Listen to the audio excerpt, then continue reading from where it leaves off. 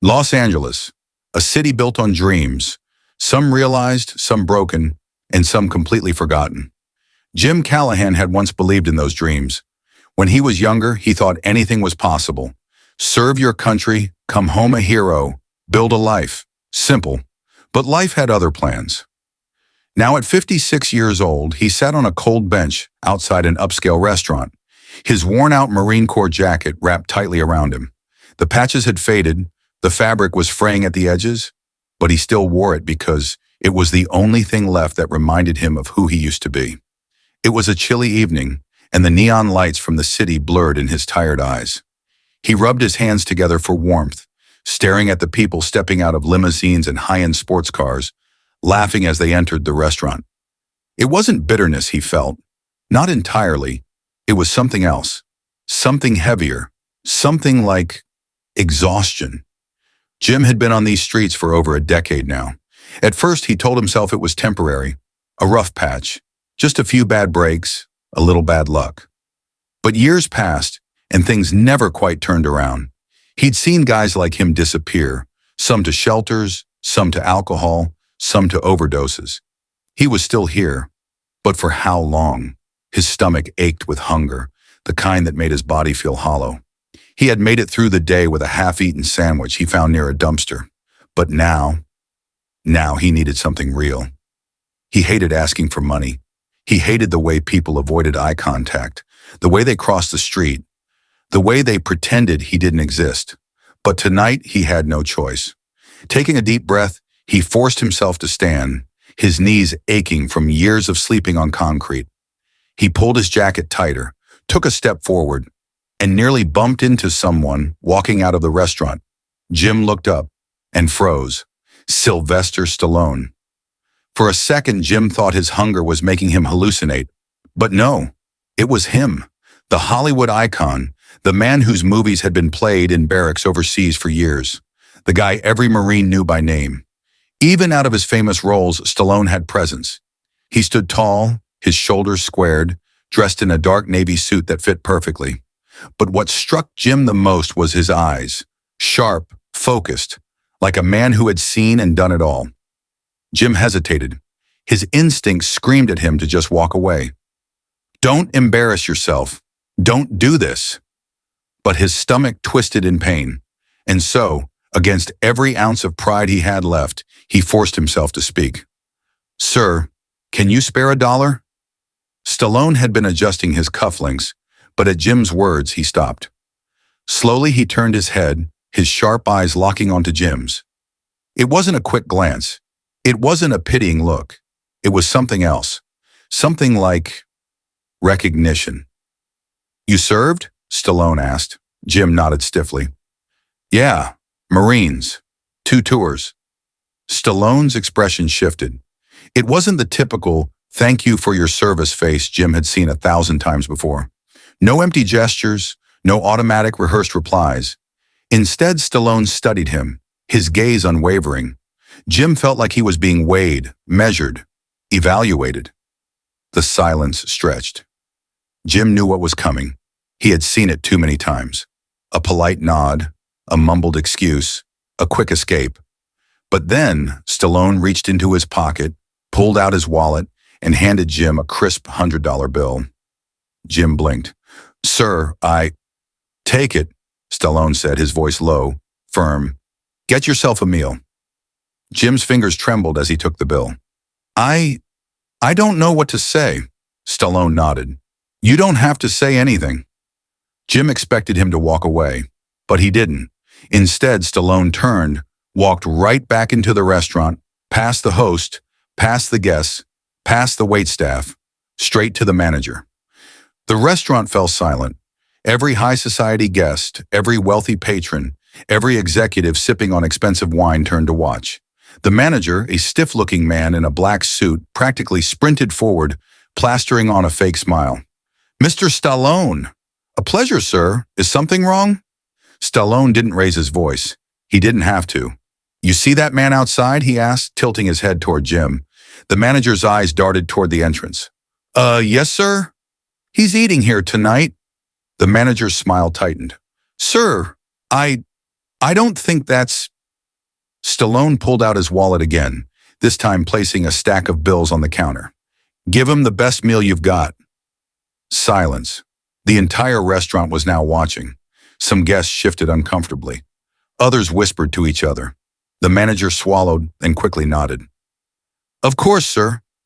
Without another word, Stallone turned back around and walked outside. Jim, still standing in shock, tried to hand the bill back. Sir, You can, Stallone interrupted. And you will. Jim clenched his jaw, swallowing the lump in his throat. For years he had felt invisible. For years he had been ignored, looked past, treated like he didn't exist. But tonight in front of all these people, the rich, the powerful, the elite, he was seen. And for the first time in a long time, he felt like he mattered. He stepped through the doors, past the same host who had ignored him earlier. The restaurant, which had seemed so unwelcoming just minutes ago, now felt different. Because tonight, Sylvester Stallone changed the rules. And the whole city was about to find out. Jim sat there, gripping the edges of the table as the reality of what was happening started to sink in. He could still feel the weight of the stares from every corner of the restaurant, but for once they weren't looking at him with pity or disgust. They were looking at him with something else entirely, something he hadn't felt in a long time. Recognition. The waiter returned, this time standing a little straighter, a little more aware of the moment. Your steak will be out soon, sir. Can I get you anything else while you wait? Jim blinked. Sir, that word hit him harder than expected. He wasn't used to being addressed like that anymore. For years, he had been called a lot of things, some cruel, some dismissive, some not even words at all, but just the way people avoided looking at him, stepping around him like he was part of the scenery. But now standing in front of him was a young man who looked him in the eye, waiting for his order, treating him like any other guest. Jim cleared his throat. Just some water. The waiter nodded and disappeared. Across the room, Stallone was still standing near the entrance, arms crossed, watching everything unfold with a quiet intensity. He wasn't saying anything, wasn't making a speech or demanding people acknowledge what had just happened. He was just there, a silent force making sure the moment played out the way it should. Jim exhaled slowly, his fingers tightening around the napkin in his lap. He could still hear whispers. Some people weren't sure what to make of it. He could feel their eyes darting between him and Stallone, trying to figure out why this moment felt bigger than just a meal. And then, something unexpected happened. A man in a business suit sitting at a table near the bar stood up and walked over. Jim stiffened instinctively.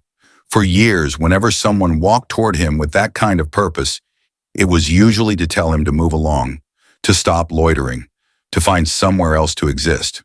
But this man didn't look angry or annoyed. He looked determined. Without a word, the man reached into his pocket, pulled out his wallet, and placed a $100 bill on the table. Jim stared at it. Thank you for your service, the man said, then turned and walked away. Jim didn't move, didn't breathe, and then, before he could process what had just happened, another person stood up. A woman in her 60s, dressed in an elegant gown, walked over and placed two $50 bills next to the first. My father was in the army, she said softly. He would have wanted me to do this. Jim swallowed hard, and then it was like a ripple effect. One by one, people started moving. Some left money, 20s, 50s, hundreds, the pile growing larger by the second. Some just reached out, shook Jim's hand, patted him on the shoulder, whispered quiet words of gratitude. One man, an older gentleman with silver hair and a cane, took off a military challenge coin from his pocket and pressed it into Jim's palm.